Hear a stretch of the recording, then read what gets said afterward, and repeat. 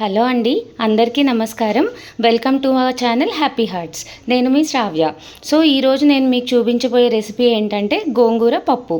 So ఈ గోంగూర పప్పు taste చాలా బాగుంటుందండి. ఇది ఏంటంటే రాయలసీమ స్టైల్ పప్పు నేను ఇక్కడ చూపిస్తున్నాను. ఇందులో తాలింపు వేయమన్నమాట. సో జనరల్గా అందరు అనుకోవచ్చు పప్పు తాలింపు లేకుండా ఏం బాగుంటుంది అని చెప్పేసి, బట్ నిజంగా చాలా టేస్ట్ ఉంటుంది. అండ్ ఇందులో మనం యూజ్ చేసే ఇంగ్రీడియంట్స్లో కూడా ఒక చిన్న చేంజ్ ఉంటుందన్నమాట. సో అదేంటో నేను మీకు ఇప్పుడు చెప్తాను. సో ఇప్పుడు గోంగూర పప్పుకి మనకు కావాల్సిన పదార్థాలు ఏంటో నేను మీకు చూపిస్తాను. గోంగూర ఒక బంచ్ తీసుకున్నాను నేను ఇక్కడ. ఇవి ఆకులు మనం ఇలా మంచిగా తెంపేసుకొని వాటర్తో బాగా క్లీన్ చేసుకొని స్ట్రెయిన్ చేసుకొని ఇలా పెట్టుకోవాలండి రెడీగా. అలానే ఒక కప్పు కందిపప్పు తీసుకున్నాను నేను ఇక్కడ. ఉప్పు, పసుపు మనకి కుక్కర్ అయిపోయిన తర్వాత వేసుకుంటాం ఇవి. అలాగే ఆనియన్స్, ఒక పెద్ద సైజు ఆనియన్ ఒకటి ఇలా పెద్ద ముక్కలు చేసి పెట్టుకున్నాను. చింతపండు మనం కొంచెం టామరిన్ ఫ్లేవర్ కోసం వాడుతున్నాము. చాలా చిన్న ముక్క వేస్తున్నాను నేను ఇక్కడ వేస్తున్నాము. అలాగే ఒక 6-7 పచ్చిమిర్చి ఇలా స్లైస్ చేసుకొని పెట్టుకున్నాము. అలాగే ఒక 10 నుంచి 15 వెల్లుల్లిపాయలు పెట్టుకున్నాము. అలాగే ఇక్కడ ఈ చేంజ్ అని చెప్పాను కదా, ఆ చిన్న ట్విస్ట్ ఏంటంటే ఇవన్నమాట. ఏంటంటే ధనియాల పొడి 1 టీ స్పూన్ దాకా వేసుకున్నాను నేను ఇక్కడ. అలానే జీలకర్ర పొడి ఒక 1/2 టీ స్పూన్. సో ఇదేంటంటే మా అత్తయ్య గారి రెసిపీ. నేను ఇప్పుడు తయారీ విధానం చూపిస్తాను. సో మనం ఇప్పుడు కుక్కర్లో పప్పు ఇలా నానబెట్టేసుకొని, ఒక కప్పు చూపించాను కదండి, అది అలా నానబెట్టేసుకుందాం దాదాపు ఒక 1 అవర్ దాకా. తర్వాత ఈ గోంగూర ఆకులు కూడా మనం వేసేసుకుందాము. అలాగే ఉల్లిపాయలు, పచ్చిమిర్చి, పసుపు వేసేసి మనం ఇప్పుడు కుక్కర్ పెట్టేద్దాం. సో మనం ఇందాక గోంగూర ఇంకా కందిపప్పు వేసేసుకుందాం కదండి వాటర్లో కుక్కర్లో.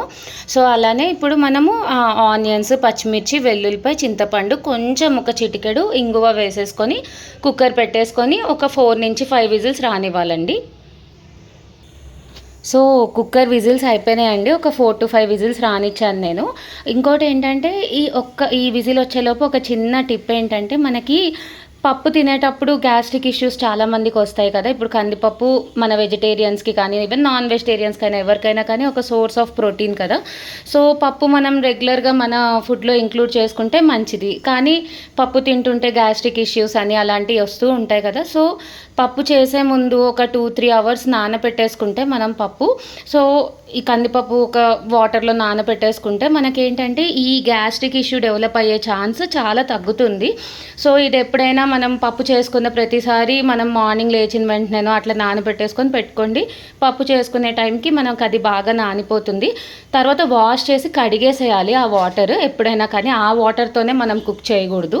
సో ఒకసారి వాష్ చేసి కడిగేసేసుకొని మళ్ళీ వాటర్ పోసుకొని కుక్కర్ పెట్టుకోండి. గ్యాస్ట్రిక్ ఇష్యూ అనేది మనకు రాకుండా ఉంటుంది. సో ఇంకొక విషయం ఏంటంటే, మనకి ఇప్పుడు పప్పు మనము కుక్కర్ పెట్టేటప్పుడే పసుపు వేసేసామనుకోండి, ఒక్కోసారి బై మిస్టేక్ వాటర్ మనం పోసే ఎసరు ఎక్కువ అయింది అనుకోండి పప్పులో. సో విజిల్స్ వచ్చేటప్పుడు మొత్తం ఈ ప్లేస్ అంతా పసుపుతో నిండిపోతుంది కదా వాటర్ పడినప్పుడు. సో క్లీనింగ్ అప్పుడు చాలా ఇబ్బంది అనిపిస్తుంది కదా మనకి. సో మనం ఏం చేసుకోవచ్చు అంటే, అది అవాయిడ్ చేయడానికి మనము కుక్కర్ పెట్టేటప్పుడు పసుపు వేయకుండా కుక్కర్ మనం తీసిన తర్వాత కూడా పప్పుని ఒక 5 minutes అలా మనము ఉడికిస్తాం కదండి. సో ఆ టైంలో పసుపు వేసేసుకోండి. అప్పుడు ఏంటంటే మీకు ఒకవేళ బై ఛాన్స్ వాటర్ బయటకు మనకి ప్రెషర్ ద్వారా రిలీజ్ అయిపోయి ప్లాట్ఫామ్ మీద వాటి మీద పడినా మనకి క్లీనింగ్ దగ్గర అంత ఇబ్బంది ఉండదు. నార్మల్గా క్లీన్ చేసేసుకున్నా పోతుంది. సో ఇది ఒకసారి ట్రై చేయండి, మీకు కొంచెం ఈజీ అవుతుంది క్లీనింగ్. సో మనకి ఇక్కడ కుక్కర్ విజిల్ వచ్చేసిందండి. సో ఇక్కడ మనకి పప్పు చాలా బాగా ఉడికిపోయింది కదా. ఇప్పుడు ఒకసారి మనము ఎనుపుకుందాము. ఎనిపేసుకొని మనం చెప్పిన మసాలాస్ వేసేద్దాం. సో మనం ఇప్పుడు కుక్కర్ దించేసుకొని గల్లుప్పు ఒక టేబుల్ స్పూన్ వేసేసుకున్నానండి. అలాగే కొంచెం పసుపు వేసేసాము ఇప్పుడు. అండ్ కొంచెం జీలకర్ర పొడి, ధనియాల పొడి వేసేసాము.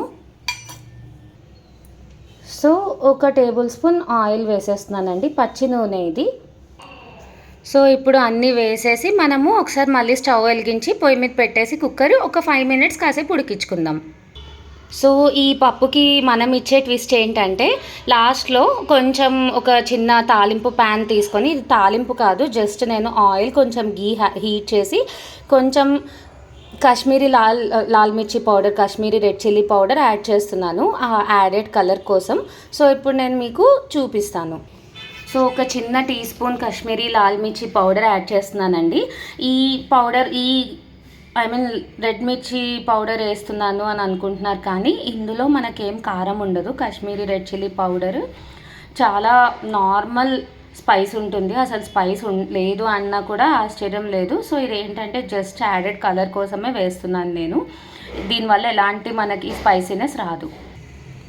సో చూసారా ఎంత మంచి రెడ్ కలర్ వచ్చేసిందో. సో ఇది మనం ఏంటంటే పప్పు మనం ఉడికిన తర్వాత ఒక కప్లోకి తీసేసుకొని పైన ఇలా ఆయిల్ మనం స్ప్రెడ్ చేసుకుంటే సరిపోతుందండి అది. సో ఒకసారి నేను మీకు ఫైనల్ లుక్ చూపిస్తాను. ఇప్పుడైతే పప్పు ఉడుకుతుంది.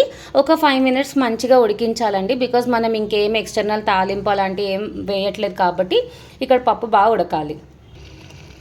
సో పప్పు ఇలా బాగా ఉడికిపోయింది కదండి. ఇప్పుడు మనం సర్వ్ చేసుకుందాం.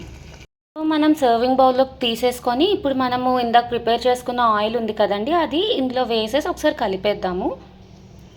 సో అదండి రాయలసీమ స్టైల్ గోంగూర పప్పు రెడీ అయిపోయింది. ఒక్కసారి మీరు ఈ విధంగా ట్రై చేసి గోంగూర పప్పుని ఎలా ఉందో కామెంట్ సెక్షన్లో కామెంట్ చేయండి. నాకైతే నేను ఫస్ట్ టైం ట్రై చేసినప్పుడు మ్యారేజ్ అయిన తర్వాత నేను అదే అనుకున్నా, తాలింపు లేకుండా పప్పు ఏంటబ్బా అనుకున్నాను.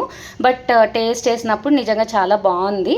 సో అప్పుడప్పుడు మనం ఇలా ఆథెంటిక్ రెసిపీస్ మన లైక్ అత్తగారు అమ్మ వాళ్ళ రెసిపీస్, పాత రెసిపీస్ ట్రై చేస్తూ ఉంటే మనకు కూడా తినే విధానంలో కొంచెం చేంజ్ ఉంటుంది. అండ్ అలానే కొత్త కొత్త టేస్ట్, కొత్త కొత్త రెసిపీస్ మనకు తెలుస్తాయండి.